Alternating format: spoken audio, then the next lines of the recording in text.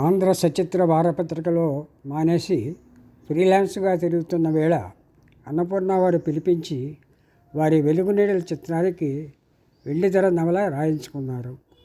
అంతకుముందు వారి తోడుకోడళ్ళ చిత్రానికి రాసిన రైటప్ చిత్ర సమీక్ష అని కొందరు రాసేవాళ్ళు. అన్నపూర్ణ ఆఫీసులో అందరికీ నచ్చింది.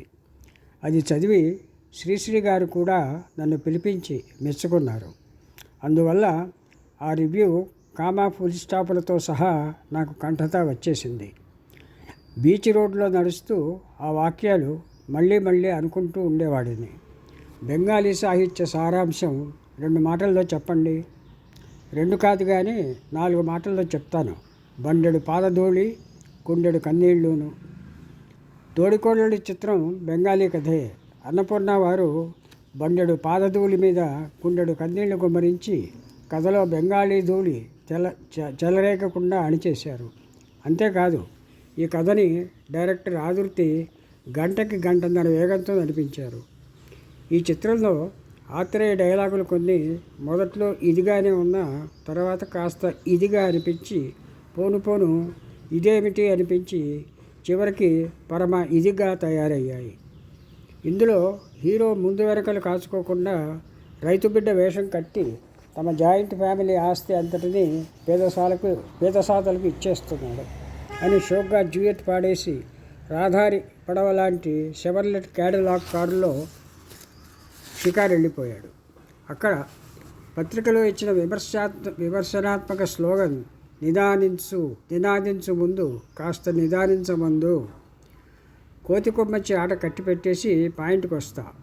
హెడ్ మాస్టారు వస్తున్నారు. మరి బెంగాలీ కథల వేటలో పోటీలు వేలంపాటలు జాస్తి కావడంతో అన్నపూర్ణ వారు ఆంధ్రా కిచెన్ ఏర్పాటు చేశారు.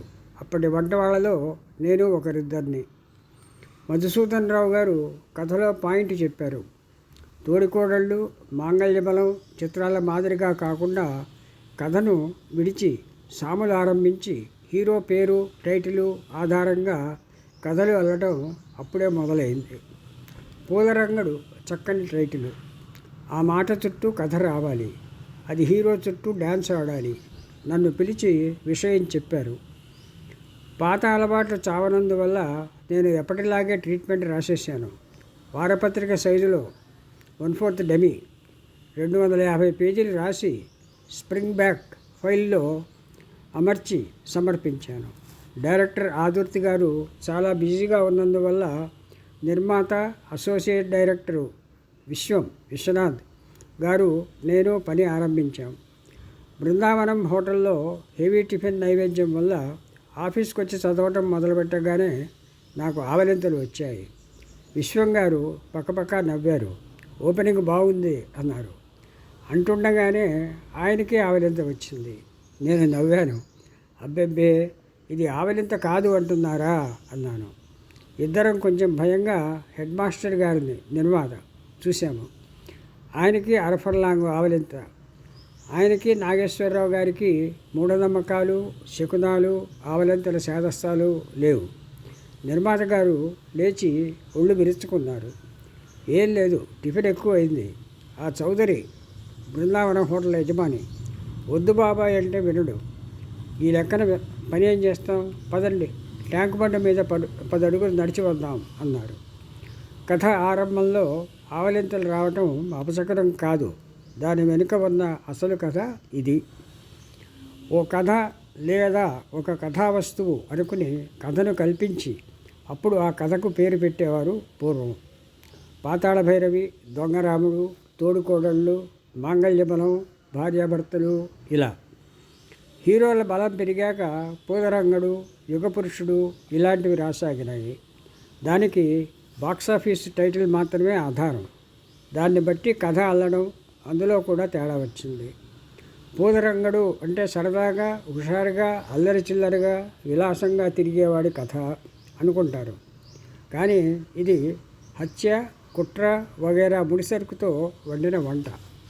ఇది గ్రహించిన పూలరంగడు అనే టైటిల్కు ఏర్పడ్డ కమర్షియల్ వాల్యూ డామినేట్ చేసింది. ఒక రచయితగా నాకు మిగిలిన సందేహాలను చెప్పడానికి జంకే పరిస్థితి. కొత్తగా వచ్చాను. అందువల్ల తెలుసో తెలియకో ఒక పూలరంగడి క్యారెక్టర్కి ప్రాణం పోసే బదులు ఆ టైటిల్ చుట్టూ నడిచే రచన చేశాను. చర్చలలో సాధక బాధకాలు తెలుస్తున్న వేళ నాకు ఆదుర్తి గారికి వచ్చిన పేచీల వల్ల నేను తెగదెంపులు చేసుకుని బెజవాడ వెళ్ళిపోయాను జ్యోతి పత్రిక కోసం. అక్కడికి వెళ్ళిపోయినా సినిమాకి దూరం కాలేదు.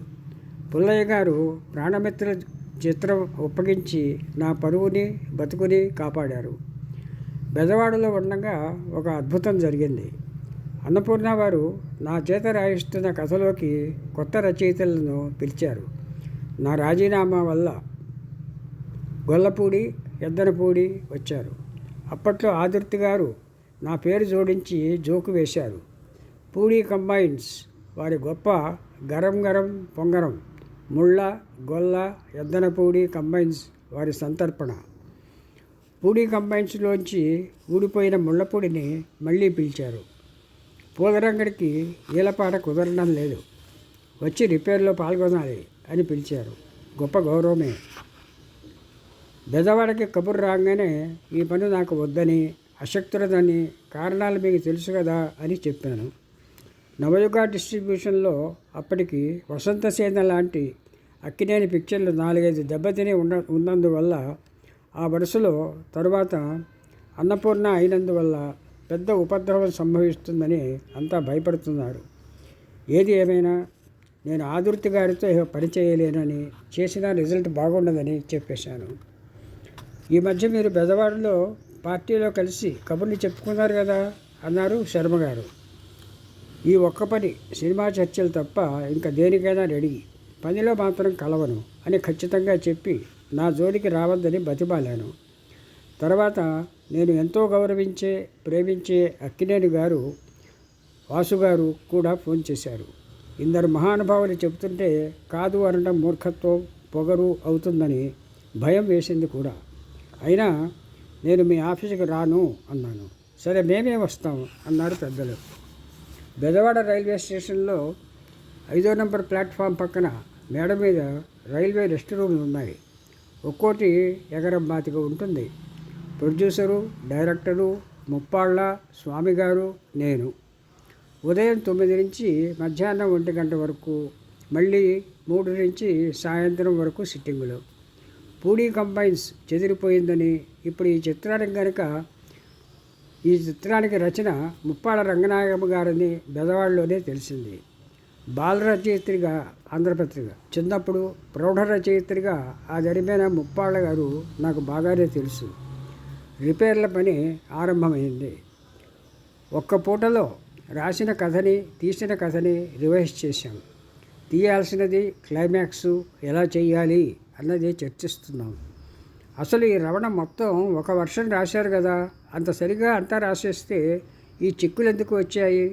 క్లైమాక్స్ ఏమిటో తెలియకుండా కథని ఎలా ఫైనలైజ్ చేశారు అన్నారు ఆదుర్తి గారు. రమణ గారు పారిపోయాక కథలో మార్పులు చాలా వచ్చాయి. దానికి నా సంజాయిషి, అసలు ఈ కథకి పురాదిలోనే తప్పటడుగు పడింది. మధుసూదన్ రావు గారు ఎప్పుడు చేయని పని చేశారు. ముందుగా రాసుకున్న ఒక కథకి పేరు పెట్టడం కాకుండా ఒక పేరు పెట్టి దానికి ఒక కథ రాయించబోయారు. ముందు సరదాగా అనుకున్న పేరు మీద అందరూ మోజుపడి మొగ్గు చూపడంతో టైటిల్ని ఖాయం చేసి కథ రాయించారు. నాకు ఇచ్చిన పరిధిలో నేను 250 పేజీల ట్రీట్మెంట్ రాశాను. అది నిర్మాత, దర్శకులు పూర్తిగా ఆమోదించాలి. అంత జరగలేదు. తొలి వరుస చర్చల్లోనే నేను ఆదుర్తికి గుడ్ బై చెప్పేసి బెజవాడ పారిపోయాను. అందువల్ల డబ్బు కూడా 3000 తీసుకున్నాను. తర్వాత గొల్లపూడి వారు కొంత రాశారు. ఆ తర్వాత ముప్పాళ్ళ గారు, మధ్యలో ఎద్దనపూడి, చివరిలో నన్ను మళ్ళీ పిలిపించేదాకా నాకేం తెలీదు. ఈలోగా కథలో ఎన్నో మార్పులు వచ్చాయి. మధుసూదన్ రావు గారికి మొదటి నుంచి ఒక అలవాటు ఉండేది. ఒకసారి స్క్రీన్ ప్లే దాదాపు పూర్తి అయిపోయిందనుకున్నాక ఆయనకి కొత్త చిన్న ఐడియా వచ్చింది. చూడండి, ఈ కథలో గుమ్మడి పాత్ర అంత తృప్తిగా ఉన్నట్టు లేదు అన్నారు. అవును, లేనట్టుంది అన్నారు విశ్వం గారు. ఓ పని చేస్తే గుమ్మడి పాత్రను తీసేసి ఆ స్థానంలో సూర్యకాంతాన్ని పెట్టి నడిపిస్తే అన్నారు. విశ్వం గారు నేను ఠారెత్తిపోయాం. మళ్ళీ బ్యాక్ టు స్క్వేర్ 1. ఇలా మార్పులు, పలుమార్పులు, పరిమార్పులు. మరోపక్క అక్కినేని చిత్రాలు 4-5 వరుసగా దెబ్బతినడం, ఆందోళన, కంగారు అందరికీ. ఆ స్థితిలో నన్ను పిలిచారు. 4 రోజులు ముందు వెనక, కింద మీద పడటం, ఈ కసరత్తులన్నీ బెజవాడ రైలు స్టేషన్ రెస్ట్ రూమ్లోనే. ఈ 4 రోజులు ఆదుర్తి గారు బెజవాడలో మా బసకి వచ్చేవారు. లంచ్ అవర్ అంతా కాస్త నిద్ర, కాస్త కబుర్లుగా బాపు జోకులు నంచుకుంటూ కాలక్షేపం. పని గురించి మాత్రం మాటలు రావు. షూటింగ్ షెడ్యూల్ దగ్గర పడుతోంది. క్లైమాక్స్ సెటప్ రెడీ చేయాలి. ఒక్కసారిగా బుర్రలో ఘంటారవం. ఓరి కోటి నదులు ధనుష్కోటిలో నుండగా ఏటికి వెతకదవే, పంచతంత్రంలో మిత్రలాభం కథలోకి తొంగిచూడు అంది ఆకాశవాణి. సాయంత్రానికి దారి దొరికింది. మిత్రలాభం, మిత్రభేదం కథల్లో సంజీవకుడికి పింగళికుడికి తంపులు పెట్టి పగల పొగ వేసి మన శత్రువుని చంపించిన కర్టక దమనకులను ఇందులో కథలో తాలింపు వేసి పూలరంగడి స్క్రీన్ ప్లేలో మిళాయించాను. అంటే హీరో అక్కినేని తన చేతికి మట్టి అందుకుందా, విలన్ల మధ్యనే తగాదాలు రేపి ఒకళ్ళ చేత ఒకళ్ళని చావగొట్టించడం, తండ్రి మీద ఉన్న అపనిందను పోగొట్టి జైలు నుంచి విడిపించడం. ఈ క్రైమ్ కథ ఆనాడు 1966 బాగా పేలింది. పూలరంగడు పండుగ సంబరాలు చేసుకుంది. అదే ఇప్పుడైతే హీరో బుర్రకి పని ఉండదు. కండకి పని పురమాయించి ఆఫ్రికా అడవుల్లో ఫైట్లు తీయించేవారు. పిక్చర్ విడుదలైన మర్నాడే టాక్ చూసుకుని నిర్మాత, డిస్ట్రిబ్యూటరు నాగేశ్వరరావు గారు ఫోన్ చేశారు బాపు రమణలకి. ఎవరైనా మాకు చెప్పడమే కానీ మా చేత థ్యాంక్ యూ చెప్పించుకున్న వాళ్ళు లేరు. ఇవాళ మేము మీకు చెబుతున్నాం, థ్యాంక్స్ అన్నారు ఉద్వేగంతో. గుండె జలధరించింది, కంట నీరు తిరిగింది ఆనందంతో. ఒక వారం తర్వాత మధుసూదన్ రావు గారు అన్నపూర్ణ ఆఫీసుకు పిలిపించి 12,000 క్యాష్ సాంబరం ఇచ్చారు. అదేమిటి సార్, మొన్న ట్రీట్మెంట్కి 3,000 ఇచ్చారు, మళ్ళీ ఇది అన్నాను. తీసుకోండి, మీకు తప్ప ఇంకెవరికి ఇస్తారు? మొన్న 3, ఇవాళ 12, మొత్తం 15. వా వా సశేషం. మిగతా భాగం రేపు.